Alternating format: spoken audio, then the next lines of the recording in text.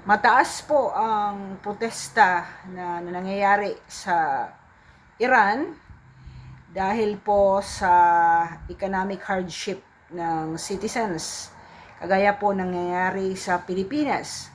Protests in Iran are driven by economic hardship, corruption, and discontent with the clerical establishment.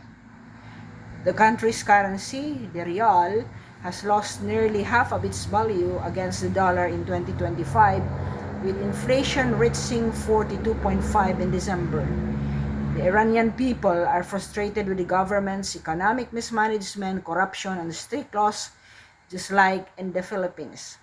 The protests, which began in late December 2025, have turned violent, with security forces using live ammunition and tear gas to disperse crowds. Over 544 people have been killed, including 496 protesters and 48 security personnel, while over 10,681 have been arrested.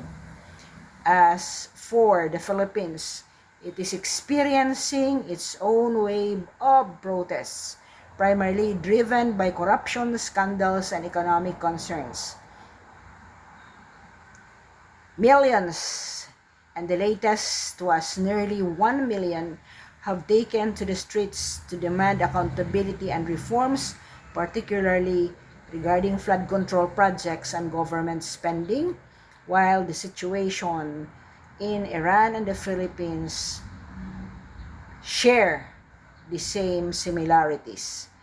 Ayatollah Ali Khamenei, Iran's supreme leader, is widely disliked by many Iranians due to his authoritarian rule, economic mismanagement, and strict laws. The 90% of Iranians who oppose him cite his suppression of dissent, corruption, and prioritization of Islamic governance over national interests. The key reasons for discontent is the same in the Philippines: economic hardship. Iran's economy is struggling with inflation, currency depreciation, and sanctions. If you know now, the peso equivalent to dollar is 59.90 in the early January period. Lack of freedom. So, in the latest news, we have Kiko Barsaga being suspended by the Congress itself for divulging the internal corruption in the Congress, of which Sandro Marcos, the son of the president, is also being implicated in the same, and the cousin of the president, Martin Romualdez.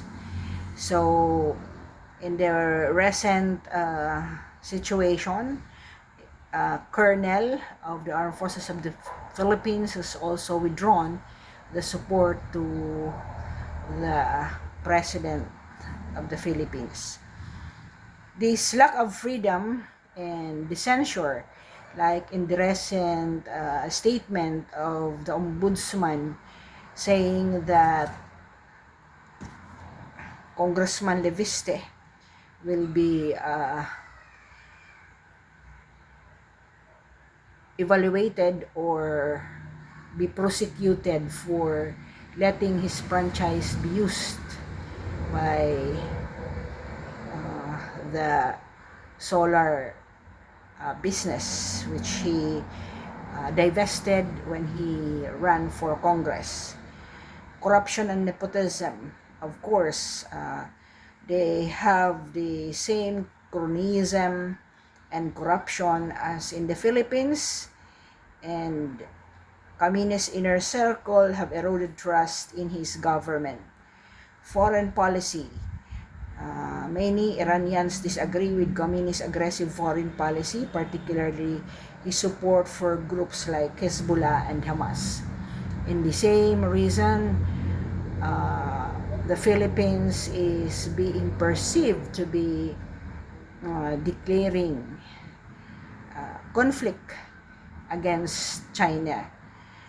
So the present situation is escalating in the same manner that Filipinos have mixed feelings about Marcos Jr., critical of him due to his family's legacy of corruption and human rights abuses during his father, of which the Guinness World Records tagged him as the greatest robbery of a government with estimated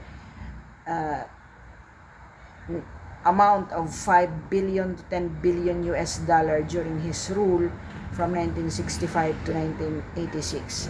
In 3-year time, it looks like the Bongbong Marcos Jr.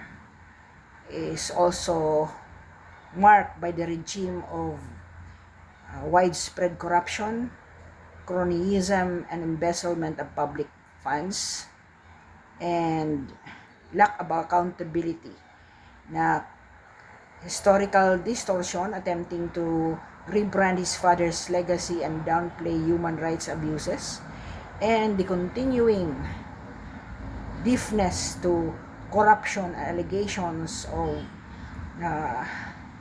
corruption of Bongbong Marcos. So, will Philippines have the same geopolitical landscape in the next coming days? As we remember, in 1986, there was a revolution, EDSA Revolution 1, which happened in February 25. Let us watch closely as the days will unfold in the coming months of February and March, knowing that until now, the former President Duterte's case in ICC is yet to unfold.